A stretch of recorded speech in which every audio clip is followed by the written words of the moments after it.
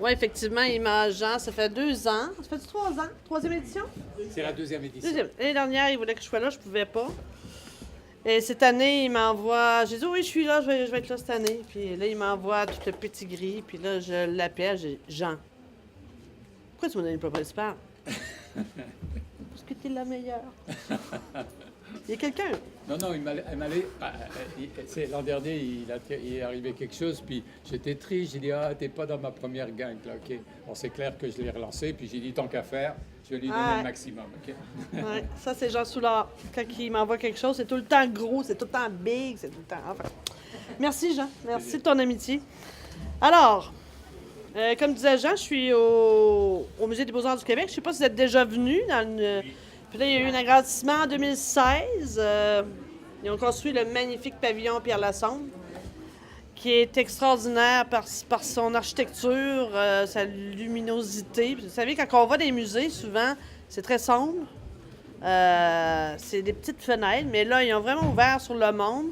Et dans ce pavillon-là, j'ai un restaurant qui s'appelle Tempera, signé Québécois, parce que Québécois a donné une donation pour l'espace où est mon restaurant. Et pourquoi j'ai choisi Tempera, vous savez pourquoi?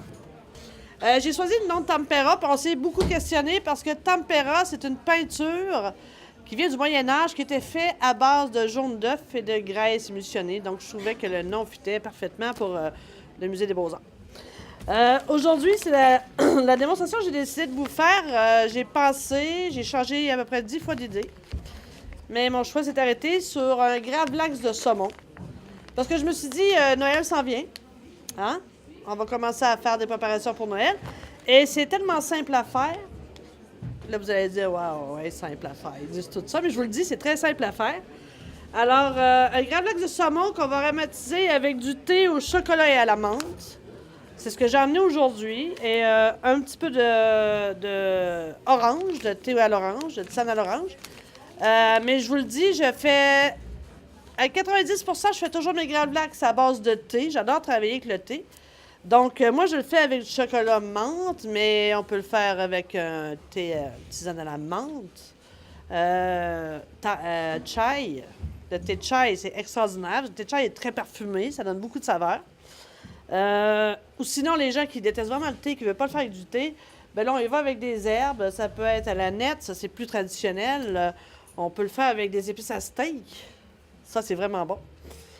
On peut l'aromatiser avec la vodka, du gin, enfin. Je vous donne la base, puis à vous maintenant de créer votre propre recette. Vous allez voir, c'est vraiment simple. Alors, on a besoin d'un saumon frais, évidemment. Et ici. On le garde avec la peau. Pourquoi on le garde avec la peau? Parce que on va le faire... un gravlax, c'est fait avec du gros sel, du sucre. Dans le fond, c'est une cuisson, c'est une forme de cuisson et de conservation aussi. Parce que vous savez, les Amérindiens, ils mettaient tout dans le sel, ce qui faisait que l'aliment durait beaucoup plus longtemps.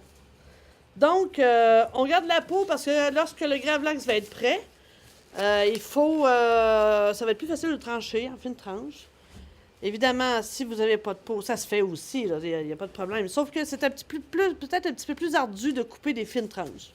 Le gravlax, on peut s'en servir à toutes les sauces, comme ça, en canapé.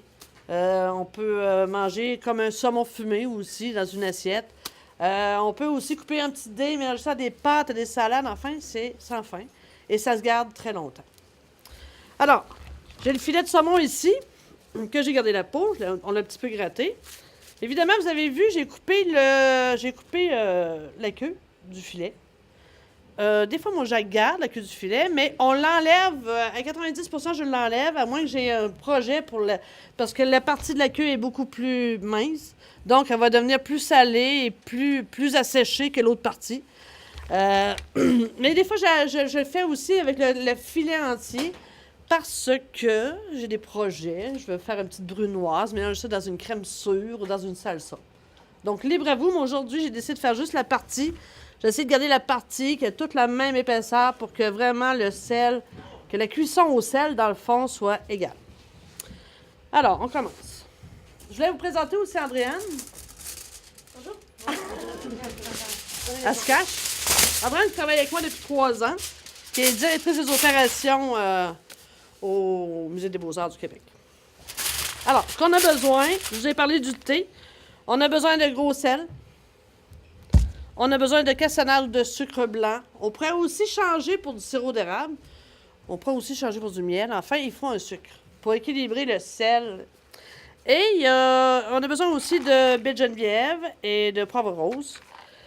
Et là, pour les quantités, c'est là que ça se corse. Je suis dans le métier depuis 16 ans. J'ai aucun cours de cuisine. Je suis autodidacte métier. Et je travaille beaucoup à l'instinct. Mais il y a toute une... Si on regarde sur le web, on regarde les chefs, et on fait parler des chefs, il y en a plusieurs qui vont dire qu'il faut tant de pourcentage de sel versus le sucre. Oh, yaub! Moi, je fais quasiment 50-50. 50-50. Il y en a d'autres qui vont vous dire on met juste du sel par-dessus. Moi, j'en mets partout. Alors, ce sera à vous de décider comment vous voulez le faire. Il y en a qui en mettent juste par-dessus. Moi, je le mets en dessous aussi. Alors, le sel. Je vais mettre un peu de sel. Je prends un papier d'aluminium. C'est très important parce que après ça, on va le mettre au réfrigérateur au moins 24 heures. Donc, le sel. Vous voyez bien? Oui. On se croirait à TV. Le sel. La cassonade. La seule chose que je ne mettrais pas en dessous, c'est le thé. Ça ne sert à rien, parce que le thé, je vais le mettre sur la chair vive. Alors, la cassonade. Si vous avez des questions, ne vous gênez pas, hein? Avez-vous des questions? Non? Donc, la cassonade. J'ai mis à peu près moitié-moitié. Alors, le filet. Et là, on va ouvrir les sachets de... Tu peux-tu les ouvrir, Andréane? Je ne veux pas enlever mes gants. Mais comme je vous dis, épices à steak, c'est très, très bon aussi. J'aime ça, celui-là, parce que j'adore la menthe. Je le fais souvent à la menthe. Je l'ai fait aussi une fois avec du jus de betterave. Là, on prend du jus de betterave. Ça se vend maintenant dans les supermarchés. Puis ce qui est le fun, c'est que le saumon devient rouge betterave. Là, tu sais, ça fait Noël. Là. Ça fait concept.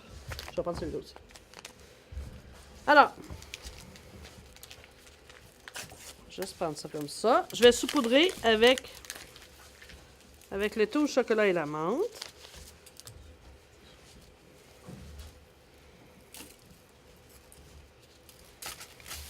Et là, on masse bien le filet sans trop mettre de pression parce que c'est une chair qui est assez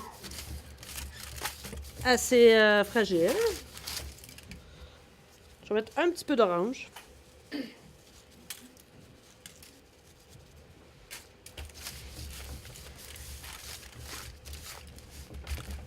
Et on pourrait mettre du poivre du moulin. Mais je ne l'ai pas amené. Fait que disons que je mets du poivre du moulin. OK? Poivre rose et baie de Geneviève. De toute manière, vous avez compris que lorsqu'il aura reposé 24 heures au réfrigérateur, ben après ça, on va enlever l'excédent de sel, on va le rincer. Et après ça va être l'étape de séchage. Il faut le faire sécher pour que la chair du saumon devienne... On enlève le plus d'humidité. Avec le sel, c'est sûr que ça fait la job. Hein, ça enlève l'humidité de l'aliment. Mais on va le laisser sécher encore une autre 24 heures, puis après ça, il va être prêt à déguster. Alors ça. Et là, on recommence. J'ai le goût quasiment de faire... Je vais me mélanger là-dedans.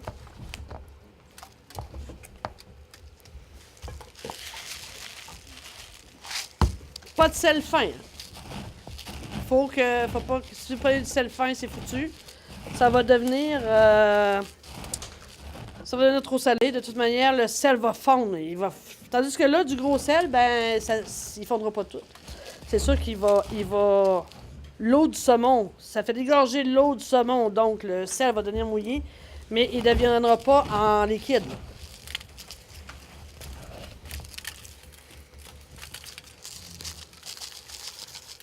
Je suis en train de faire la recette, puis là, je pense à mon médecin qui dit « Attention aux artères! » Non, mais c'est correct. C'est bien correct. Tout est dans la quantité, c'est vrai. Tout est dans la quantité.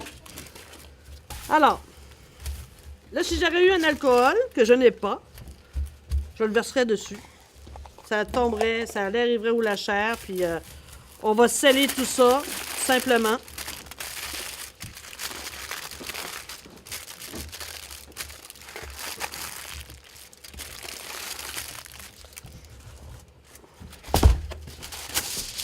Et lorsqu'on va le déposer au réfrigérateur, il faut sortir nos cannes de tomates. Hein? Alors, on l'emballe comme il faut. Et là, on prendra une autre plaque. T'as-tu une autre plaque?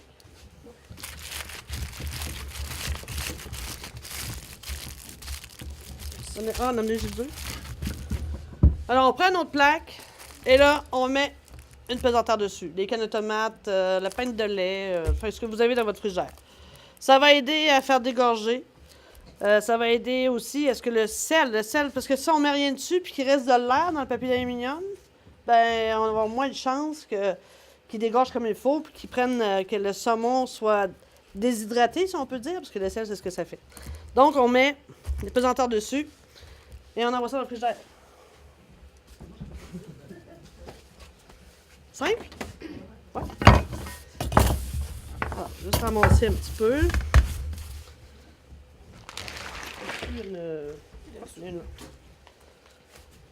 Alors, 24 heures au réfrigérateur. Après 24 heures,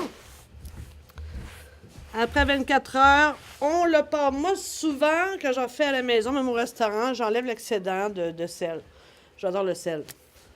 Mais si vous aimez un petit peu moins salé, on le passe sous l'eau froide. On l'éponge comme il faut, avec un papier absorbant, puis on le met sur une grille comme ça. On le remet au réfrigérateur. 24 heures de séchage. Rien dessus. C'est bon? Bon. Avec quoi on sert ça? Avec quoi on servirait bien ça, madame? Une salade. Une salade, ça se peut, hein? Moi, aujourd'hui, je vais vous suggérer, on va faire une crème sûre fumée. Alors, crème sûre, sirop d'érable, le poivre, que j'ai pas. Alors, on va prendre la crème sûre. Je vais prendre la crème, s'il te plaît. Ok, parfait. Sirop d'érable. Oh mon Dieu. Non? C'est du sucre. C'est du sucre. C'est du sucre. Alors, du sirop d'érable.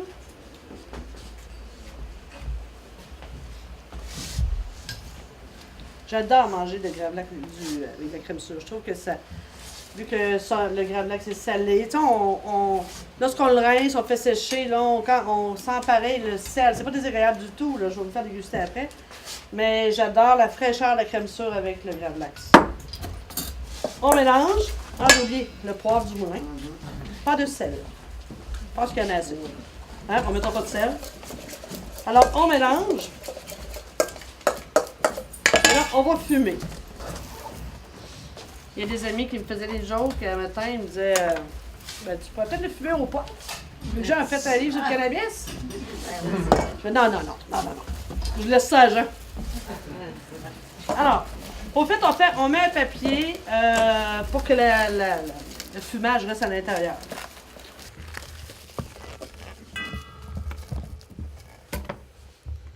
Alors, il y a une petite machine qui fume, qui se vend sur le marché. C'est pas tellement dispendieux, peut-être une centaine de dollars. Ils se vendent du bois. Là, j'ai pris du bois de pomme pour le fumer. Rester un peu dans le fruité, le sirop d'érable, le bois de pomme. Alors, on a tout simplement, ça s'achète sur le marché facilement. On met ça dedans. Ou la grille.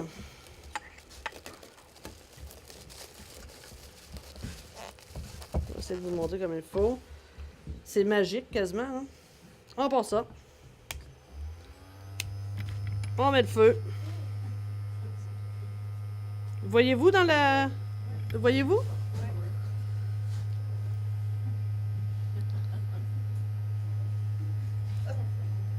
Oh, c'est le fun, hein? Quand j'ai commencé à cuisiner en 82, ça n'existait pas. D'ailleurs, en 82, Il n'y avait pas de Thermomix, on n'utilisait pas des blenders, on n'avait rien pour travailler. On avait des fouettes, on avait des culs de poule, on avait des poêlons, puis c'était tout. C'est drôle, parce que quand ça a commencé à évoluer, puis il a commencé à avoir des émissions de chefs, puis tout ça, puis là, j'ai regardé des jeunes qui rentraient dans ma cuisine. Puis là, je leur faisais toujours faire les mêmes affaires. Première journée, tu me fais un potage taillé. Je veux savoir si c'était bon pour couper. Puis j'ai faisais faire une hollandaise, une bernaise, une mayonnaise. Et là, à un moment donné, j'ai vu la différence de génération qui arrivait. Et là, on leur demandait de faire une mayonnaise, une hollandaise, une bernaise. Puis ils disaient, où est-ce qu'il y a le Thermomix, chef? Non! Tu le fais aux fouettes! Ben, ils ne savaient pas trop comment faire. Parce que maintenant, les technologies sont tellement avancées dans la cuisine. Tu sais, tu prends un Thermomix, tu mets les œufs, tu mets l'huile, tu mets la moutarde, tu passes ça, puis c'est fait. Mais dans notre temps, là, il fallait faire ça à bras, là. On prenait le fouet, puis là, on coulait l'huile tranquillement, puis des fois, ça virait, on recommençait. Donc, comme vous pouvez voir, là, ça va fumer. Là, ça à peu près 3-4 minutes. Pas plus? Non, non, non, pas plus, parce que je n'ai pas beaucoup dedans, hein. Je l'ai mis 2, 3, j'ai mis peut-être... Ça dépend toujours des quantités. Oui, plus qu'il y en a. Si on fait des grosses quantités, on l'étale dans un récipient pour que ça soit vraiment... Faut pas si c'est épais, ça ne fait pas assez. Donc, on l'étale. Ouais. J'ai remarqué que vous ne l'avez pas laissé longtemps, la fumée. Ben parce que Comme remplissez le je l'ai rempli, puis ça sert à rien d'en mettre trop. Puis non plus, je veux pas que ça vienne masquer le goût de mon aliment principal. Quand on fait de la cuisine, parce que j'ai toujours détesté, on va manger au restaurant ou on fait ça chez nous ou peu importe. On mange, un carré d'agneau au romarin. Là, tu prends une bouchée, ça goûte juste le romarin. Ça marche pas. Il y a un équilibre à avoir dans une cuisine. L'aliment principal devrait toujours être prédominant. Et il faut que ça soit un accompagnement, les garnitures, et non pas masqué. Ça, je vais t'en donner ça, Brianne. Ici. Alors, je ne l'ai jamais faite, là. D'habitude, je la sers comme ça, ma crème fouettée. Mais aujourd'hui, j'ai dit, vu que la vie est belle, on va faire un espumant. Espumant en italien, ça veut dire nuage. Donc, plusieurs connaissent ce petit truc ici. On appelle ça un siphon. Quand j'ai commencé dans le métier, on servait de ça seulement pour faire de la crème fouettée. Mais, encore là, l'évolution de la cuisine a tellement été grande. Aujourd'hui, on s'en sert pour faire des espumants, c'est-à-dire qu'on peut faire un espumant de pommes de terre à la truffe. On fait une purée de pommes de terre avec du beurre, de la crème, met ça là-dedans. 2 capsules de CO2. Ça remplit d'oxygène. Puis là, on verse, ça fait comme un nuage. En bouche, là, c'est pas une crème fouettée intense. C'est vraiment moelleux, c'est aérien, je dirais. Donc, la crème fouettée, on va la faire en espumant. Si on incorpore de la crème fouettée dans la crème sûre, il ne faut pas fouetter. On fait la crème fouettée à part, on la met dans la crème sûre, puis dans notre langage à nous, on appelle ça plier. On prend la spatule, puis on plie pour l'incorporer. Puis est-ce que ça se congèle bien, les grands max? Oui, tout à fait. Tout à fait. Mais un Gravlax, là, ça dure, je vous dirais, là, s'il est bien entreposé dans votre réfrigérateur, s'il est dans un Ziploc, ou du moins quelque chose d'hermétique, là, vous pouvez garder ça 3 semaines facilement. Au fait, comme tous les aliments, c'est l'air qui fait que l'aliment se détériore. Puis si vous le mettez dans un plat, un récipient hermétique, ou dans un Ziploc, je vous suggère pareil de le mettre dans un papier saran wrap. Pour couper l'air. Il ne faut pas que l'air soit en contact.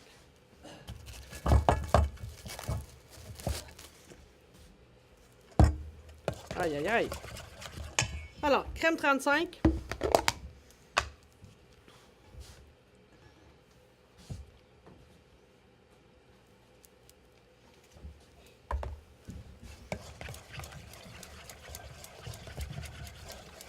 Je vais en prendre un petit peu plus de crème, moi.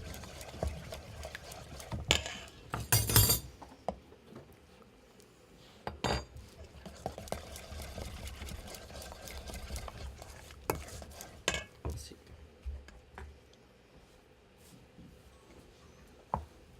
Alors, crème 35, crème sûre, je l'ai fumée, sirop d'érable, poivre du moulin, faut l'oublier, pas de sel.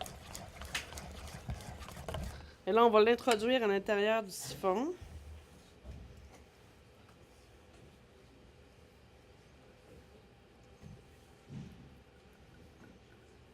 Concentration oblige.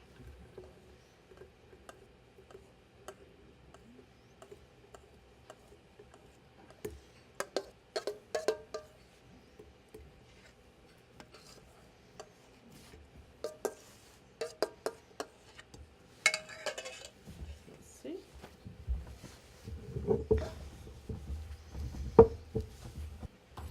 Donc, on met la capsule. Là, comme je vous dis, je ne l'ai jamais fait à crème sûre. Est-ce que ça a besoin d'une capsule ou deux? On ne sait pas. Vous avez entendu? On va juste regarder si ça a fonctionné. Et c'est maudit, ces machines-là, je vous le dis tout de suite. Des fois, ça te revole d'en face. Ça fait 30 ans que je suis là-dedans, ça me fait encore ça. Faut que tu brasses plus, ça. Bon. Alors, le saumon, une fois qu'il a été 24 heures au sel, 24 heures en séchage, on voit, tu sais, j'ai le touche, là, on voit, c'est un peu une texture comme... tu sais, quand on achète un saumon fumé entier puis qu'on touche, là, tu sais, on sent comme ça a séché, là. Ben, c'est la même texture, dans le fond, à peu près que le saumon fumé. 24 heures, on passe vite. Oui, passe vite avec moi, là, on n'a pas le temps à perdre. Hey, je fais le plat principal à soir, là. Essaye-le pendant que je vais te faire ça. Alors, on a hâte de voir ça. T'as-tu ma queue de rose, ça fait ça? Parfait, regardez. Vous voyez? Pourquoi c'est toujours meilleur avec les doigts, là? Donc,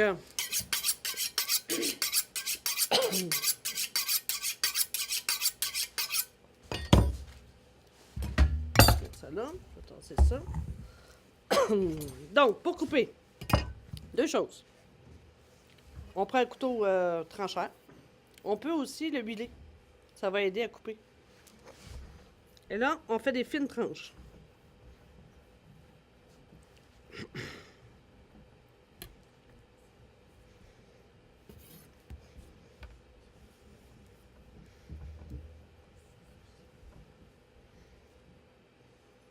Faut quasiment voir à travers.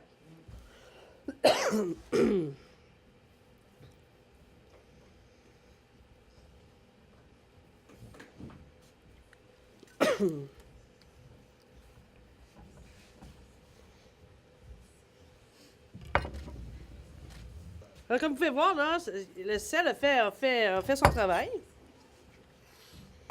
T'sais, on voit que... On peut-tu montrer ça?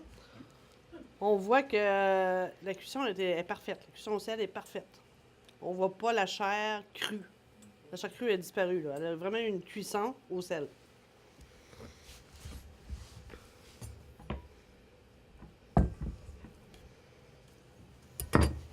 Voilà.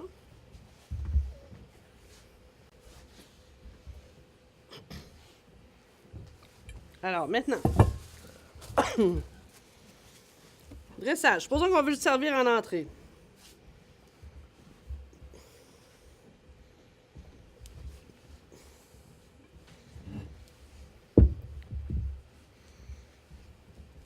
Comme ça. J'ai amené des petites garnitures. J'ai amené des légumes crus, puisque j'adore manger des légumes crus. D'ailleurs, le monde disait, il y a quelques années, qu'il fallait manger des légumes crus avant de manger du cuit. Ce qui aide à vos enzymes de la langue à se réveiller. Donc, une meilleure digestion si on mange du cru avant du cuit. Alors, j'ai amené des betteraves, carottes jaunes. J'ai un petit peu de... Radis melon. Un petit peu de radis.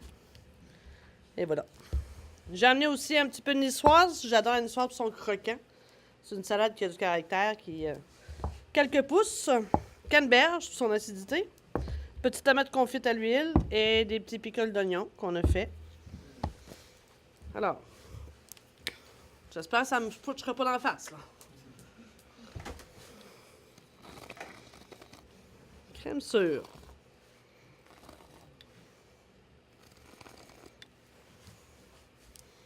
On a un petit peu d'huile ou pas? Non? OK, on met de l'huile. Un petit peu de citron. On met nos légumes. C'est ça quand on va faire la démonstration ailleurs. On oublie toujours quelque chose. Je les garde dans l'eau. Je peux les faire quelques jours d'avance. Je mets de l'eau, mais très, très froide. Puis, en même temps, ça les met encore plus croustillants. Quelques feuilles de niçoise. Poivre du moulin. Un petit peu de sel.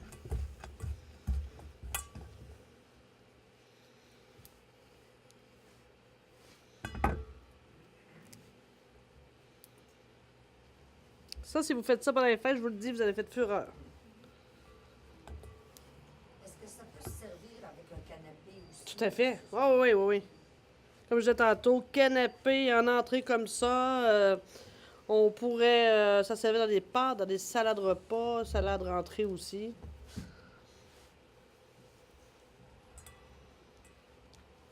Comme ça.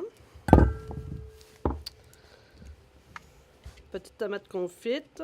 Je garde le pédoncule, là, parce que je trouve ça plus joli. Tomate.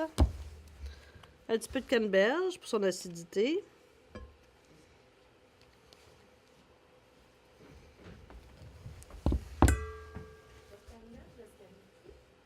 Oui. Ben, en fait, ce qu'on a fait, c'est qu'on a fait un sirop au sucre pour les faire revenir là-dedans rapidement.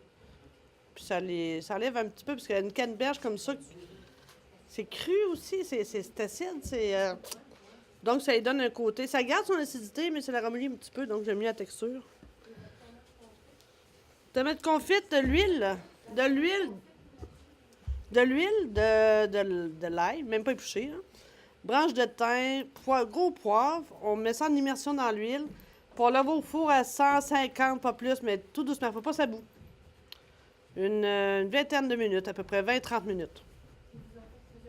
Oui. Oh, ça se garde une semaine. Oui. J'ai emmené aussi un petit peu de crème sûre au basilic. Donc, le fumé avec le basilic, ça va équilibrer. Et j'ai emmené, parce que je suis vraiment une fervente du yuzu. Vous connaissez le yuzu? Un petit citron japonais, un petit peu, une sauce au yuzu. Elle est au fin, hein? Excusez.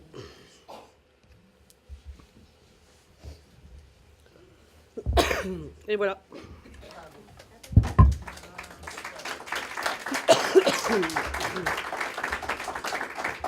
Ce n'est qu'un exemple comment le présenter.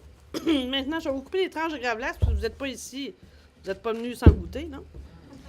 Alors, Andréane va vous passer à la dégustation. Tu mets quoi dessus? Mais un petit peu d'espumant. Ils vendent à l'épicerie, Marie, que c'est dur, c'est moins bon, puis c'est dur à doser. Ils vendent un genre de liquide à l'épicerie qui appelle fumé, là. Mais Caroline, dosé, là, c'est vraiment difficile. Fait que vous avez juste à assaisonner votre crème sûre. Vous pouvez rajouter ce que vous voulez dedans, du basilic. Comme j'ai fait avec celle-là. Celle-là est faite au basilic. Non, elle est faite à l'amande, celle-là. Je l'ai faite à l'amande, puis ça fait très bien. Je te donne sur place? Dans le fond, la cuisson au sel, là, ça s'adapte à peu près à tout. Seule chose, il faut faire attention. Tu sais, quand on cuit des cuisses de canard, on confie des cuisses de canard, on les met au sel. Donc, ça va bien faire. Sauf que si vous prenez une viande qui est vraiment grasse tout le tour, là, ben, faut que le sel... Plus que la viande est grasse à l'extérieur, ou qu'il y a une couenne, ben, il faut laisser plus longtemps en salaison, tout simplement. C'est mieux avec la peau pour couper. Vous voyez, là, je coupe, là, puis je me sers de la peau pour couper. Si on n'a pas de peau, c'est un petit peu plus difficile à couper. C'est-à-dire que peut-être la chair va se déchirer un petit peu. Vous n'aurez pas des tranches parfaites. C'est pour ça que moi, je préfère toujours le faire avec de la peau. Alors, vous voyez qu'avec la peau, c'est beaucoup plus facile, hein? Parce que la peau colle à la planche. La peau colle à la planche, puis je peux plus manier les morceaux de saumon. Parce que là, je sais pas, vous avez goûté, hein? Il y a un moelleux dans la... C'est juste parfait 24 heures. Ben, du moins pour une pièce de poisson comme ça. C'est beau?